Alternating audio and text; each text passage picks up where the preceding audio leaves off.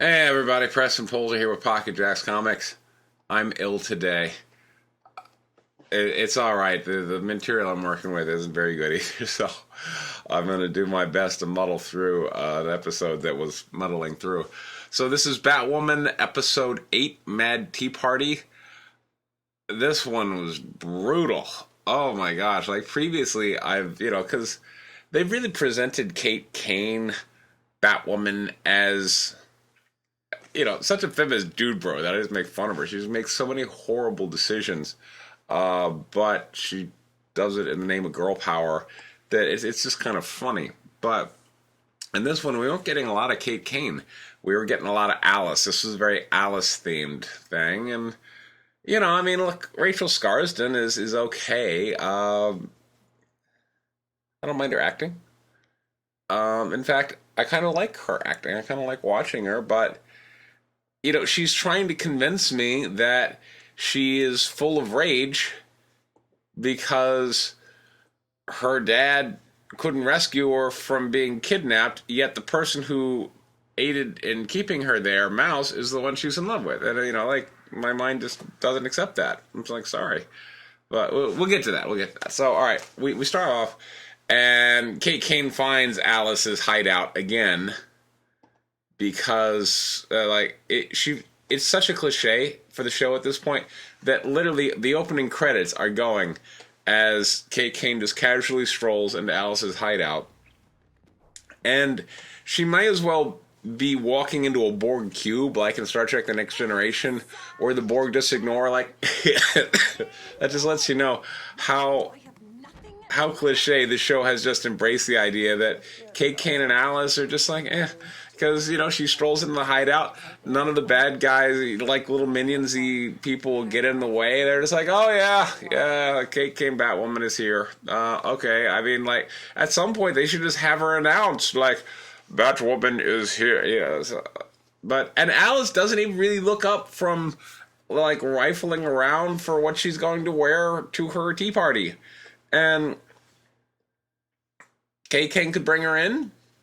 She does. Alice even tells Kate, like, hey, you know what? I know that you're holding out for Beth, your sister, but she's not in this head anymore. This is all Alice now. Kane don't listen, despite the fact she's got blood on her hands now because she keeps letting Alice go free, and Alice keeps killing people.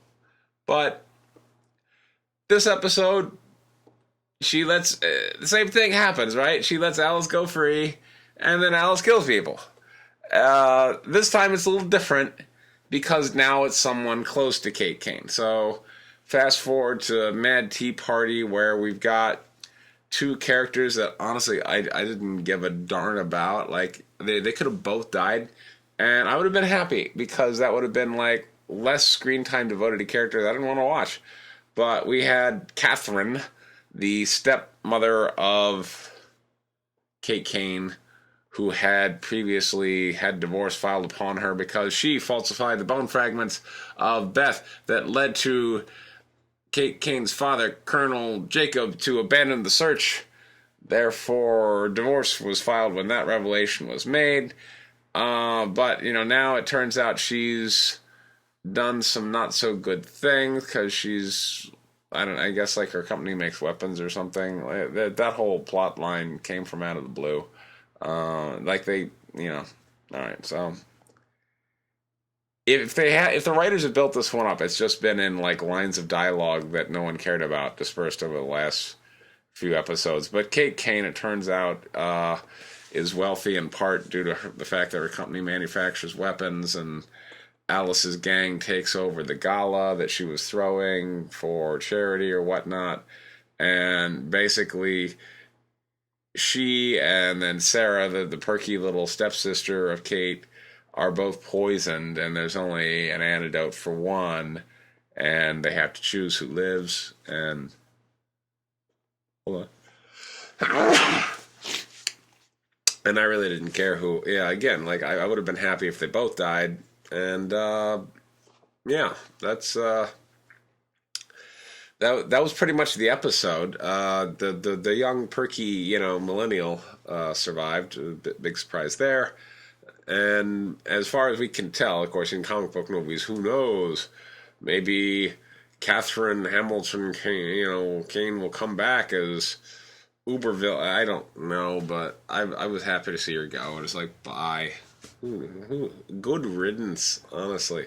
Uh, but now Kane is like, oh wow, I've got more blood on my hands because I keep making the same bad decision over and over again, and I keep getting the same result. Only this time, it's somebody I knew, and I don't know if she liked her or didn't like her because, like, the show, and that's really the disconnect for me in the show is the show wants me to be able to identify with people's rage, and I just look at the characters. I'm like, what the hell are you mad about? Like, it doesn't make sense to me that Alice is upset with her parents for her being kidnapped when her parents did basically everything, particularly Colonel Jacob, whom, in this episode, Alice has kidnapped and tied up and framed for the murder of Catherine.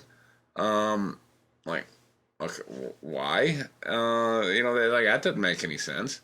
And then we got the so then we got Kane, who, like, why are you letting Alice go over and over again? Like, where's your principles? Where's your devotion to justice? You're supposed to have a passion for social justice. Apparently, like, regular justice is, you just don't even give a darn about that. And, and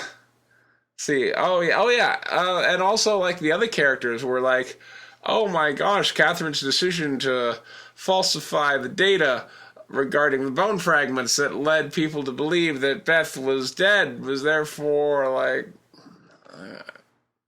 like, the whole thing, I don't, I couldn't really follow anyone's outrage in any of these scenes. The whole episode was poor. And it was, in fact, it was beyond poor. It was wretched in a way that it showcased the worst the show had to offer.